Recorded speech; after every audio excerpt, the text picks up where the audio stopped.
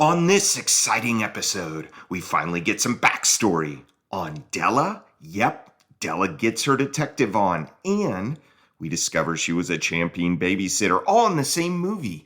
But it's no ordinary movie. This is a 1987 Perry Mason made-for-TV movie, The Case of the Murdered Madam.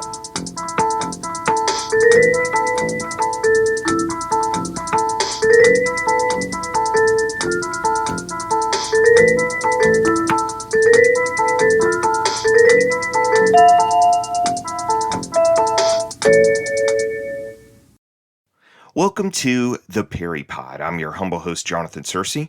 My purpose here is pretty simple: provide an audio companion to the greatest legal drama in television history, Perry Mason.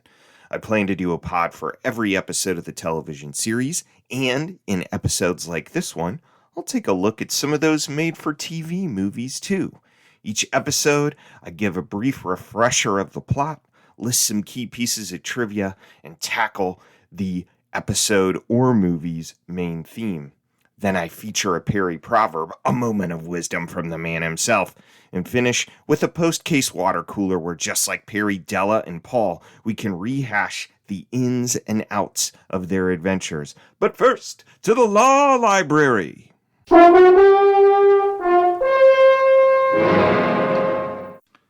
Each episode in the law library, we return to prior cases to refresh our memories about Perry's past so we can find precedents for future cases. In this trip to the law library, we investigate the ins and outs of evidence presentation. Perry's just had knee surgery, and DA Michael Reston wants to know if he needs an assistant. Perry says, "Thanks, but we already have someone for that." The defense thanks Mr. Reston. He's probably right about the amount of evidence. But we did bring an assistant, Mr. Spar, who's appeared before Your Honor many times. We will ask him to present any exhibits we may have. No, I've never seen this guy before, but Perry should know. The reason I bring it up is that at the end of the case, Perry presents a clinching bit of evidence. And listen to how many pieces of evidence the defense has put forward. Your Honor, defense places into evidence as Defense Exhibit 10 those fragments which Sergeant Coslow and the police lab collected from beside the Domenico driveway. Now, I couldn't give you a supercut of all 10 exhibits, but this has to be the highest amount of defense exhibits I've ever seen in a Perry case. That's Defense Exhibit J, if you're tabulating the letter equivalents at home.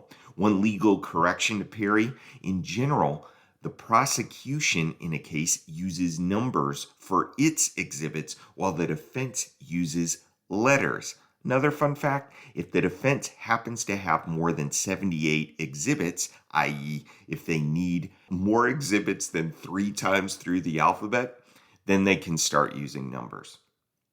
Do you know of a case where Perry presented more evidence than this one? If so, drop me a line at theperrypod@gmail.com. Man, we're off to a good start. A visit to the law library and an impromptu Paul prompt in one fell swoop. We better get to the plot while the getting's good.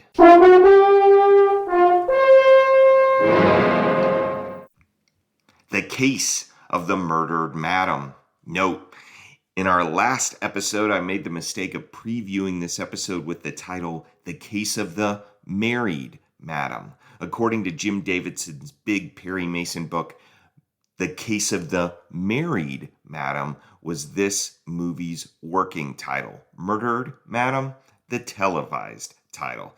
But enough about the title. Here's the story. Tony Domenico loves his wife. Even though the camera introduces him approaching his wife like he's an intruder, he's actually deeply in love with her. Ah, romance in Perryland. You nut. What's the occasion? I got a beautiful wife who needs an occasion. I wouldn't mind a kiss, though.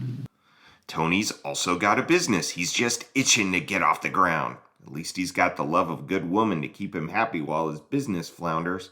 But Suzanne Domenico, Tony's wife, she's our titular heroine. And while she seems to love Tony, we know she's running game of some kind. I don't think that's a good idea. Don't come back afterwards. I'll see you on Monday. You just have to trust me. Don't threaten me. It's my way or no way at all. It involves bankers and a secret rendezvous and a call girl playing a waitress, and it's all too complicated to parse out except to say that Suzanne has secrets that our boy Tony knows not of. Did I mention that Tony is a lifelong friend of one Della Street? Yep. You know, when I used to babysit Tony and my brother, they drove me crazy. One time they even locked me in the closet. Della. Tony, dear. You haven't changed in all these years. Oh, you wonderful. Tony says hi to a recuperating Perry. Our intrepid hero is on the mend after knee surgery. I guess the wear and tear of legal haranguing has finally necessitated Perry going under the knife. Or maybe it's just his penchant for skiing? I don't know. They're all still in Colorado. I'm not sure what inspired Perry's Colorado move, but it seems he's here to stay. Anywho, when Tony comes home from a hard day's work, he finds the love of his life murdered, and the cops think it's him. And Tony gets angry when they confront him with his wife's Midnight Madam past. You wouldn't like Tony when he's angry. And she looks younger in these pictures, but that appears to be your wife, the notorious Midnight Madam. It's not Suzanne. You carry these in your car. You must be very proud of her. It's a lie! Welp. Perry puts Detective Della on the case. Inside Tony's home, Della discovers the hidden meeting that Suzanne oversaw before her death. Paul Drake Jr. picks up where Della Sherlock Street left off and discovers there was a second woman at the power broking lunch, Miranda Bonner. This storyline involves Paul running around after Miranda while music like this plays in the background. hold on.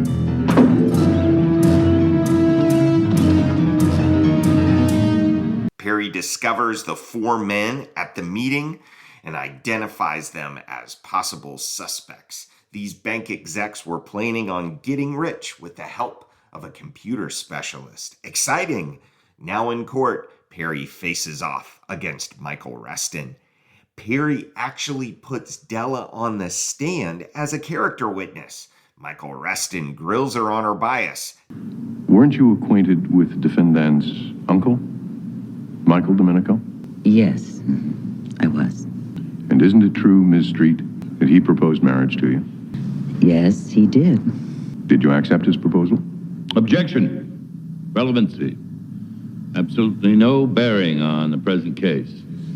Your Honor, I am simply trying to establish the bias of the witness, that she was very nearly closely related to the defendant by marriage.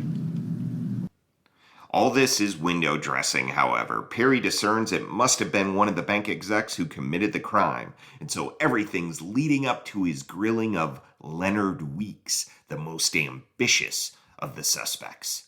Isn't it true, Mr. Weeks, that your relationship with Mrs. Domenico dated back more than 15 years? I don't know what you're talking about. Don't you? Mr. Weeks, this is a copy of mortgage papers on a house. A house where a number of people were arrested 12 years ago because it was being used as a very expensive brothel. The deed to this property is registered to one Suzanne Koval and one Leonard Weeks. Weeks was planning a double cross, and he had a prior history with Suzanne Domenico. Mr. Weeks, welcome to Mr. Years in jail. As for Tony, at least he can console himself with the fact that Suzanne was grabbing all that cash for him. You know, in the part of the tape you didn't listen to, where Suzanne told Weeks she wanted that money to help you and your business become a success. She really loved you, Tony. I know. Cold comfort, to be sure. Let's get trivial, shall we?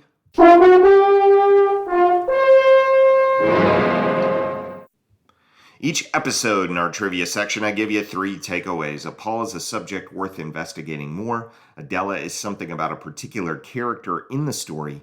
And a Perry is something we learn about our main character. Our Paul prompt. Here's a fun one. So this movie was not based on an Earl Stanley Gardner novel, but there is a 1955 Henry Kane murder mystery called The Case of the Murdered Madam. Kane was known for his suave mystery-solving detective named Peter Chambers, who's the unofficial inspiration for the TV series Peter Gunn. So here's our Paul prompt. Take a gander at Kane's novel, The Case of the Murdered Madam, and then report on your findings. Is there any overlap between that novel and this movie, or is it the case of the coincidental captions? Our Della for this episode concerns Vincent Baguetta, a.k.a. Tony Domenico. But you think I know my own wife? Suzanne would never do anything like that. Never! 9 facts about our man Tony. Number 1, born in Paterson, New Jersey in 1937, Baguetta got the acting bug when he saw Marlon Brando in On the Waterfront. Number 2, he moved to New York City and got a couple of TV appearances on shows like The Twilight Zone, The Defenders, and The Naked City, but nothing really substantial. Number 3, his list of gotta pay the bills jobs included A, construction worker, B, demolition man, and C, Howard Johnson employee. Number 4, when he really wanted to eat a good meal, he would go to a fancy New York restaurant with a cockroach in a baggie, and at a key moment, deploy said roach in his food and act appalled and have the restaurant apologize and waive the bill for him. And Domenico would get free food at some swanky joint. He reveals this in a profile. Number 5. Oh yeah, he was a cabbie until he was held up twice. Once by a man with a knife, another time by a woman with a gun. That second robbery only yielded the thief $22. And that's when Baguetta knew he had to get out. Although he admitted that his confrontation with death in those robberies helped him show terror quite well. Number 6, Baguetta's big break, a 1978 NBC series called The Eddie Capra Mysteries. Baguetta read lines for the show and didn't do a very good job, but apparently the other actors who auditioned were also unimpressive, so Baguetta got to come back in. This time he nailed it and got the role. Number 7, in a 1978 article profiling Baguetta and the show, Eddie Capra is compared to, wait for it, Perry Mason. Capra is a crime-solving lawyer with a maverick quality.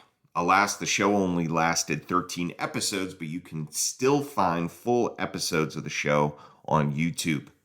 Number 8, Baguetta's list of TV credits is long. Here are just a few of the shows in which he had more than one appearance. Kojak, McCloud, Mary Hartman, Rockford Files, Chicago Story, Hill Street Blues, The Colbys, and Murder, She Wrote.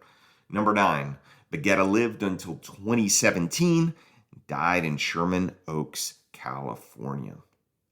Finally, our Perry this episode involves Perry taking a client at Della's behest. I can't remember another episode where Perry, who clearly loves Della, takes a case because of his beloved secretary's personal relationship with a person.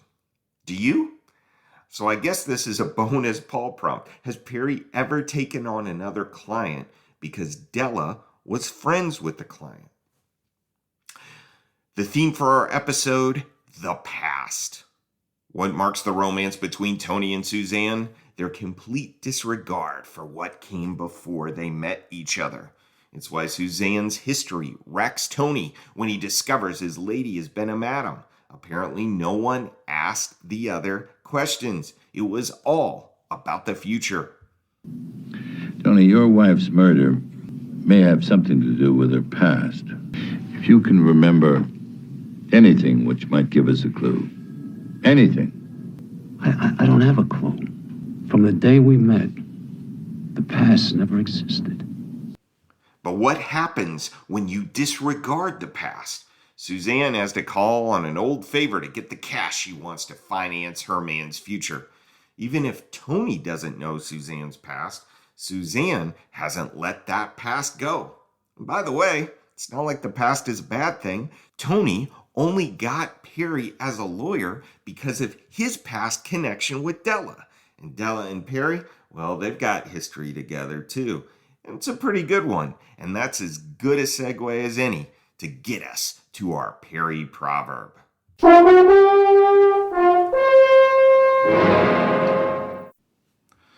The case is over. Tony's free. Paul's off on a date, and that leaves Perry and Della. Sometimes the greatest wisdom is simply acknowledging reality. Here's Perry's reality.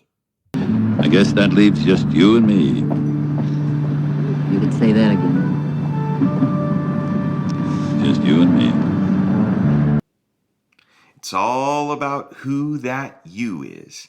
And when Della talks, Perry listens. Now, let's grab a swig from the water cooler. There is one thing I don't understand. Go on, Paul. Each episode in the water cooler, we give you deleted scenes where we imagine the scenes from the episode or movie that didn't make the final cut. 5 deleted scenes from this 96-minute extravaganza. Number 1, a flashback where we see Perry babysitting Paul Drake Jr. Come on, you know you want it. It would be fun. Number 2, Paul gets a phone call from Susan Warrenfeld, the key witness from the case of the sinister spirit, just as he's sitting down to dinner with Miranda Bonner. Number 3, there's this kind of postscript texts I'm imagining that reveals that Tony's business went under just 3 months after the trial.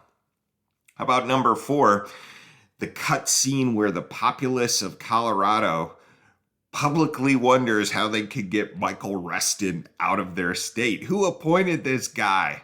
Protesters outside the court as Reston leaves after losing yet another case. And then number 5, I feel like they probably cut the montage of Perry's physical therapy. Don't stretch to the point of pain, Mr. Mason. Only stretch to the point of limitation. Come on, we could get some bouncy 80s music and see Perry getting himself back in good physical condition. It would be fun. Thanks to listeners Nancy, Tim, and Jonathan for dropping me a line about the case of the sinister spirit. Nancy, our trivia maven, always on the ball, caught the married madam, murdered madam gaffe. Thank you. Join us next time when it's Paul Drake Jr. helping an old friend get out from under a murder rap. It's the 7th Perry Mason made-for-TV movie, The Case of the Scandalous Scoundrel. Until then, this is Jonathan Searcy saying, keep on walking that Park Avenue beat.